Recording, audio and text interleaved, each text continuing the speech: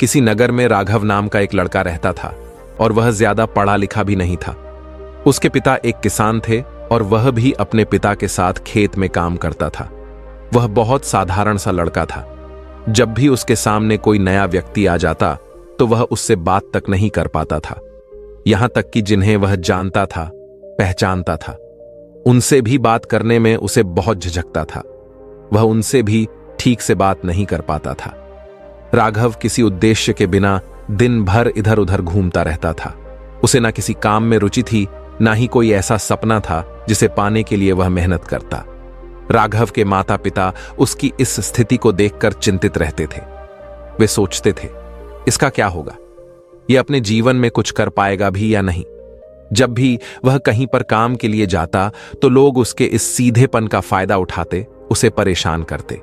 वह कुछ ज्यादा कह नहीं पाता था, जिसके कारण उसे कोई कुछ भी कह देता और वहां से चला जाता है।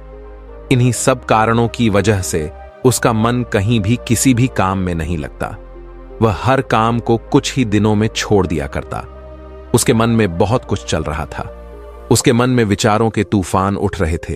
वह सबसे बहुत कुछ कहना चाहता था, लेकिन अपनी इस आदत के कारण वह किसी से कुछ नहीं कह पा रहा था। वह अंदर ही अंदर घुटता जा रहा था, लेकिन कभी भी वह किसी से भी अपने मन की बात नहीं बताता था। राघव का दिन व्यर्थ की गतिविधियों में निकलता था। वह अक्सर खुद के बारे में सोच सोच कर परेशान रहता। धीरे धीरे उसकी यह आदतें उसकी सेहत पर भी असर डालने लगी। उसका शरीर कमजोर हो गया और वह मानसिक तनाव महसूस करने लगा। एक दिन उसके मित्र उसकी हालत को लेकर मजाक उड़ाने लगे। उसके दोस्त ने हंसते हुए कहा, अरे राघव, तुम्हारे जीवन का क्या उद्देश्य है? यह सुनकर राघव को बुरा तो लगा, लेकिन उसने अपने दोस्तों के तानों को भी गंभीरता से नहीं लिया। वह लड़का बहुत ही होशियार था। वह अपने जीवन का मकसद भूल चुका था। वह दिन भर अपना समय बर्बाद करता, सोचता रहता और बेकार कामों में उलझा रहता। ऐसा लगता था जैसे उसके जीवन का कोई अर्थ ही नहीं रह गया हो। राघव एक होनहार नौजवान था, पर पिछले कुछ महीनों से ना उसे कोई काम की चिंता थी, ना ही खाने की कई गंदी आदतें उसने अपना ली थीं और अपनी जिंदगी में कुछ भी विशेष करने की बजाय दूसरों के मामलों में ही उलझा रहता था। दिन का ज्यादातर समय वह अपने घर पर ही बिताया करता। वह करना तो बहुत कुछ चाहता था, पर बस पूरे दिन सोचता ही रहता।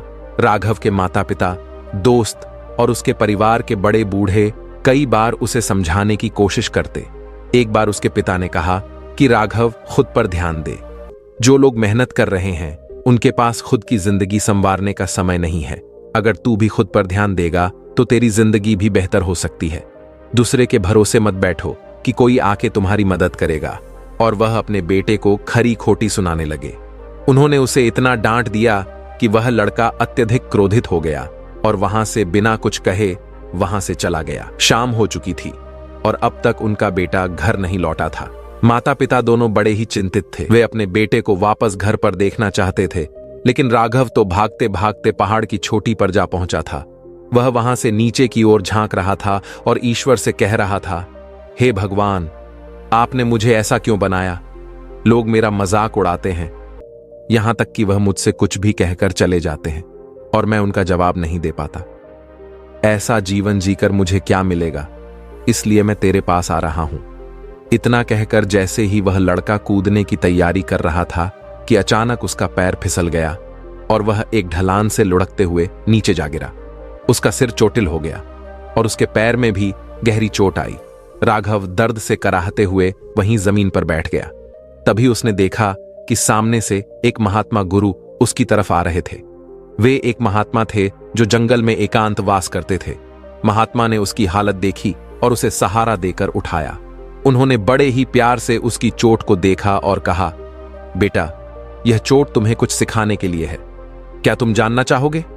राघव ने बड़ी कठिनाई से सिर हिलाया। महात्मा ने मुस्कुराते हुए उसे वहां पास के एक पेड़ के नीचे बैठाया और बोले, तुम्हारी जिंदगी में क्या चल रहा है, यह समझने के लिए मैं तुम्हारी हालत देखकर ही बहुत कुछ समझ सकता हूं, लेकिन मैं चाहता हूं कि तुम खुद बताओ, क्या तुम सच में अपने जीवन से खुश हो? राघव ने अपना सिर झुका लिया और तभी वह महात्मा उस लड़के से कहते हैं, और तुम अपने इस जीवन को क्यों समाप्त करना चाहते हो? यह अनमोल जीवन बहुत कम लोगों को नसीब होता है और तुम्हें यह जीवन व्यर्थ लगता है। इस पर वह लड़का कहता है, नहीं नहीं, कुछ नहीं, मैं तो बस यहां से जा रहा था। तभी किसी चीज के टकराने से मेरा पैर फिसल गया और मैं यहां जा गया। तभी वह महात्मा उस लड़के से कहते हैं, बेटा, मैं जानता हूं कि तुम यहां पर क्या करने आए थे। तुम मुझसे कुछ नहीं छुपा सकते, लेकिन मैं चाहता हूं कि तुम अपनी समस्या मुझसे खुद बताओ, तभी मैं उसका समाधान तुम्हें बता पाऊंगा। यदि तुम चाहते हो कि कोई तुम्हारी मदद करे, तो उसके लिए पहले तुम्हें ही आगे बढ़ना होगा।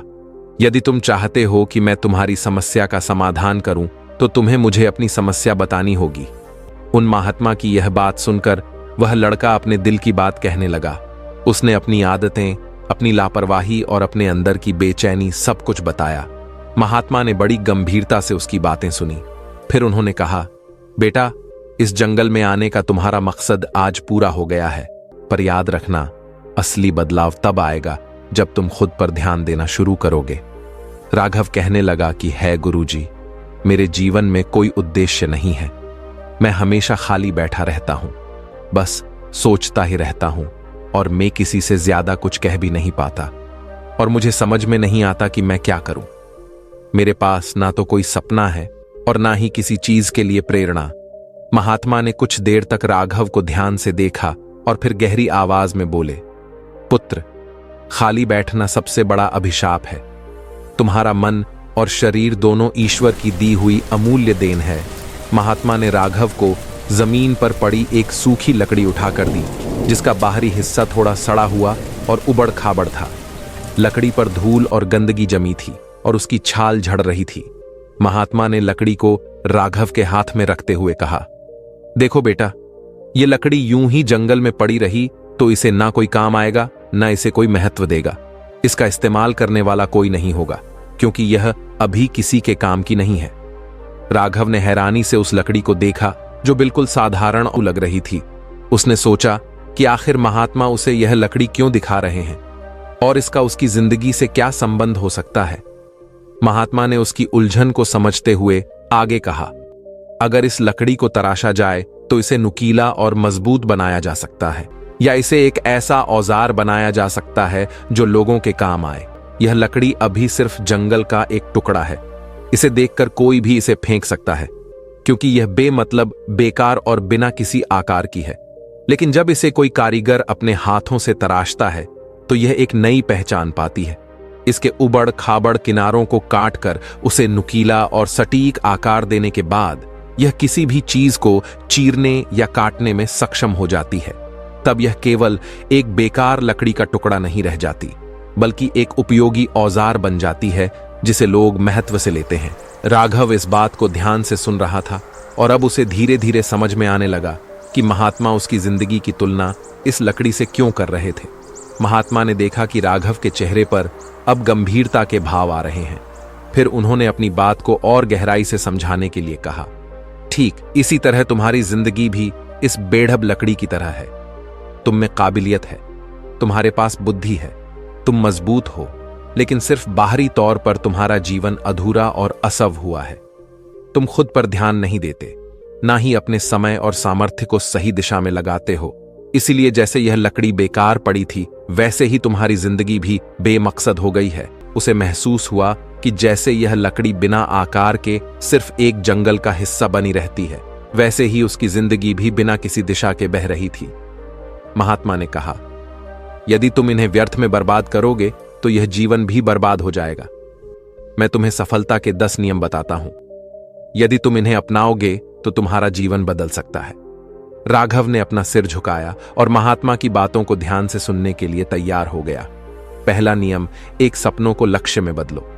महात्मा ने कहा, हर व्यक्ति के मन में कोई सपना होता है, परंतु केवल सपने देखना ही पर्याप्त नहीं है। जो अपने सपनों को लक्ष्य में बदलते हैं, वही सफलता प्राप्त करते हैं। सबसे पहले यह तय करो कि तुम्हें अपने जीवन में क्या पाना है। यदि तुम यह नहीं जानोगे तो तुम्हारा जीवन बिना दिशा के एक भटके हुए जहाज की तरह होगा। दूसरा नियम, समय का सही उपयोग करो। महात्मा ने आगे कहा, भनते संसार में समय सबसे मूल्यवान चीज है। यदि तुम समय को बर्बाद करते हो तो यह कभी लौट कर नहीं आता। जो व्यक्ति समय की कदर नहीं करता उसे जीवन में सफलता नहीं मिलती। तीसरा नियम, ध्यान और एकाग्रता को अपनाओ। ध्यान वह साधन है जो तुम्हारे विचलित मन को एकाग्र करता है। यदि तुम प्रतिदिन ध्यान करोगे तो तुम्हारा मन शांत होगा और तुम्हारी एकाग्रता बढ़ेगी। चौथा नियम, छोटी छोटी आदतें विकसित करो। महात्मा ने राघव को बताया, हर बड़ा परिवर्तन छोटी छोटी आदतों से शुरू होता है।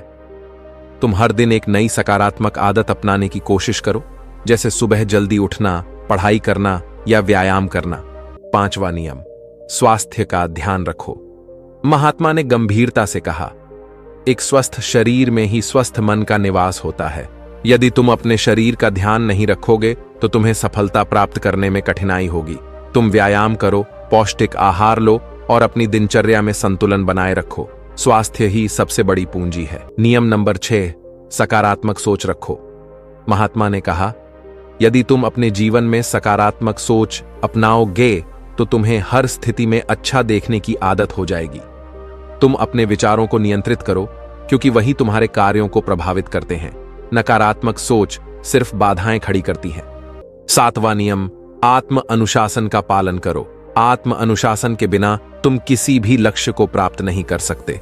महात्मा ने कहा, खुद को अनुशासित करना सीखो। यह जानो कि कब क्या करना है और कब क्या नहीं करना। अपने समय और ऊर्जा का सही दिशा में उपयोग करो। आठवां नियम, विफलताओं से सीखो। जीवन में असफलता ही तुम्हारा सबसे बड़ा शिक्षक है।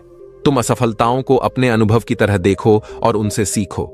महात्मा ने आगे कहा, नौवां नियम, हर दिन कुछ नया सीखो। महात्मा ने कहा, ज्ञान अर्जित करने से तुम अपने जीवन में नई ऊंचाइयां पा सकते हो। हर दिन कुछ नया सीखने की आदत डालो, चाहे वह किताबें पढ़कर हो, किसी विशेषज्ञ से सलाह लेकर। 10वां नियम, कभी हार मत मानो। महात्मा की यह बातें सुनकर राघव की आंखें खुल गईं। उसने अपने जीवन में बदलाव लाने की ठानी। महात्मा के इतने प्रेरणादायक नियम सुनकर फिर वह अपने घर लौट आया। धीरे धीरे उसने अपनी आदतें सुधार लीं। वह अनुशासन के साथ अपने काम करने लगा, समय का पालन करने लगा और हर रोज आत्मनिरीक्षण करने लगा। उसकी सोच में बदलाव आने लगा और उसने खुद पर ध्यान देना शुरू कर दिया। कुछ ही महीनों में उसकी मेहनत रंग लाई। अब लोग उसकी तारीफ करने लगे, उसके परिश्रम और अनुशासन की मिसाल देने लगे। दोस्तों, आपने आज के इस वीडियो से क्या सीखा वह मुझे आप कमेंट में बता सकते हैं। इसी के साथ में उम्मीद है कि आपको आज की वीडियो पसंद आई होगी। तो इस वीडियो को उस इंसान को शेयर करें जिससे यह कहानी सुनने की जरूरत है और उसी के ठीक बाद चैनल को सब्सक्राइब करें। तो चलिए फिर मिलते हैं ऐसी एक और नई वीडियो में एक नए मैसेज के साथ। तब तक के लिए अपना ख्याल रखें। धन्यवाद और नमोह बुद्धाय।